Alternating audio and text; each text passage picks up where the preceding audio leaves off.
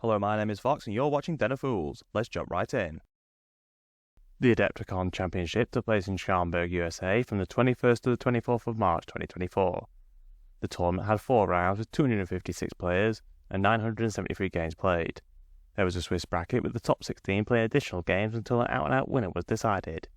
That winner was Brandon Valley with their Tau. TJ Langdon and their Thousand Sons came second, with Sean Reynolds running Necrons in third. Big congratulations to all these players, and apologies for the poor pronunciation of their names.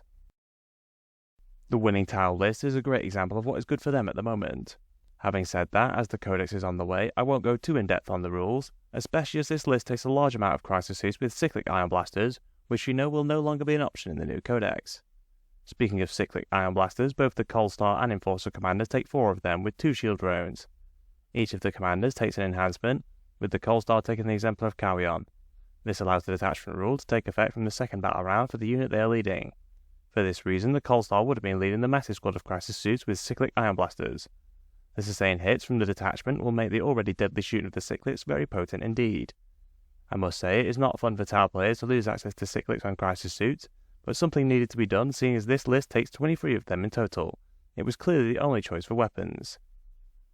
Another popular choice are the shield drones and shield generators, with all suits taking these options. The Enforcer takes the Painted Hunter enhancement, which gives them +1 to hit and +1 to wound as well from the third battle round, a very nice damage boost. Finally for HQs, the list takes Darkstrider, who doesn't have any Pathfinders to lead. He does have Infiltrators and a 12-inch Deep Strike Denial, which is quite useful in of itself. We have 2 Breaches and 2 Devilfish to transport them, which are good for getting on objectives. We see 3 Piranhas who are also useful for objectives with their big 14-inch movement. They can also make an enemy unit take a battle shock test at the end of your movement phase, which can be useful for stopping defensive stratagems such as Armour of Contempt. We have 2 Riptides with iron accelerators, which deal good damage for their 165 points. Some long-range anti-tank is provided in the form of 2 Sky Rays. They already compete well against Hammerheads, and with their missiles getting twin-linked in the new Codex, they are looking to still be a very good anti-tank choice. It should be noted the sheer quantity of Seeker missiles this list takes, which will pack a punch even if they are single-use. We have a squad of stealth suits which have stealth, funnily enough, infiltrators, and a powerful ability. When they observe for a unit, they give them reroll 1s to wound, which will be a big damage increase for any other tower unit. Finally, we have some Tetras. They are quick, have infiltrators, and when they observe, they give the unit rerolls hits, another very useful ability. It'd be interesting to see how Tau lists look once the Codex hits tournaments, but they will certainly look a fair bit different than this one. The second place Thousand Sons list is very similar to the previous ones we have seen, with a big focus on the characters. They take Iron Man for his free Kabbalistic Ritual, 3 Exalted Sorcerers on discs, with the obligatory Infernal Master with Arcane Vortex, which boosts their personal damage. Magnus is of course included for his big damage psychic attacks, and full rerolls for your army psychic attacks. The very useful Umbralistic Crystal allows a unit to go into Deep Strike and teleport across the board once per game, and the Lord of Forbidden Law allows the bearer to use a Kabbalistic Ritual, even if it has already been used that turn. The Winged Demon Prince, which is carrying it, deals some nice melee damage, and can dish out some mortal wounds with its bombing ability. It can also leave the battlefield at the end of your opponent's turn if not in engagement range, and re-imperil the next one. As we have seen in many lists, this ability is very popular for top armies, for the great movement to help with objectives. We have 2 squads of Rubrics, which will be led by the characters. I would imagine the bigger squad was led by the Sorcerer with the Crystal, to make the most use out of the teleportation. We have a squad of Cultists, presumably to hold an objective, with the popular Vortex Beast.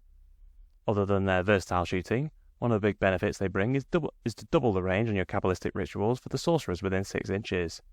Finally, we have 3 squads of Zangor Enlightened with the Great Bows. The bows have some decent precision fire, which may pick off the odd character, especially with so many being taken. They are rather fast in their discs, and they can move an extra d6 inches when an enemy ends a move within 9 inches of them. This is quite useful for the rather slow Thousand Sons. The third place Necron list is similar to the ones we have seen in previous tournament spotlights, with this one taking the Hypercrypt Legion, which borrows the teleporting trick from the Grey Knights. They take no less than 3 of the powerful Catan, with the Nightbringer and Void Dragon included, backed up by a Transcendent Catan. They are very competitive for the points, being very hard to kill with toughness 11, 12 wounds, half damage and a 5+ feel no pain. They also dish out big damage with their powers and in melee.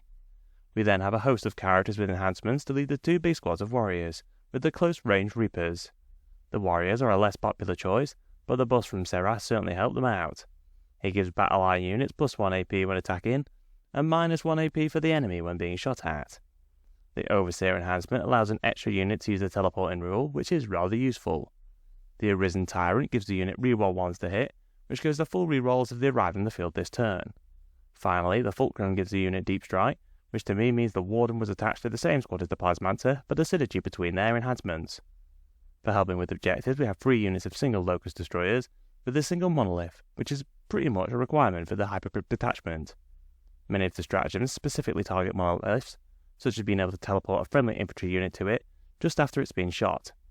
It is also helpful for allowing units to reappear using its Eternity Gate, and there is a stratagem which allows them to charge if they do so. It is nice to see a list which isn't very heavily reliant on Wraiths, but they do take quite a lot of Catan. Unsurprisingly, the Space Marines are the most played faction with 18.75%. Necrons are in second with 9.38%, followed by Custodes in third with 8.59%. It takes our resident stats guru and Ultramarine fanboy Fearless Fox many hours to collect all the data. It would be great if you could show your appreciation by liking and sharing the video. It really helps us with the God algorithm of YouTube. We have grouped the win rates by colour, with the key at the bottom of the screen. The tournament runner-up, Thousand Suns, topped the charts with a win rate of 75%. They're certainly performing well at the top tournaments in the hands of talented players. The 4 Chaos Demon players come next with a win rate of 73.7%, an impressive result for the faction. The tournament winner Tau is the last faction in blue, with a win rate of 63.9%. The World Eaters top the green group with a win rate of 56.6%. A few viewers have asked what these World Eaters lists look like, and the answer is very similar to before the data slate, with Angron and 8-Bound as the backbone of the army. Chaos Knights are very close behind, with a win rate of 56.5%. The third place finisher and second most popular faction, Necrons, are the last faction outside the Goldilocks zone, with a win rate of 55.6%. Astra Militarum are the first faction within the Goldilocks zone, with a win rate of 52.6%. The Eldari get a win rate of 50.7%, with the 3 Gene Stealer and 1 AdMech players getting a 50% win rate. The most popular faction, Space Marines, top the Yellow group with a win rate of 47.7%. The third most popular faction, Custodes, only manage a win rate of 46.9%, which is a fair bit lower than what they get in our weekly stats. The single Black Legion player gets a 75% win rate, with the single Red Corsairs player on 33%, and the Iron Warrior getting 25%.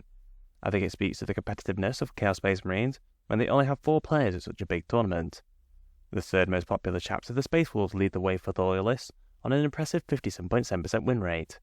The most popular chapter, the Dark Angels and the Black Templars, both get a 50% win rate. The second most popular chapter, the Ultramarines, are the last in the Goldilocks zone on a 48.6% win rate.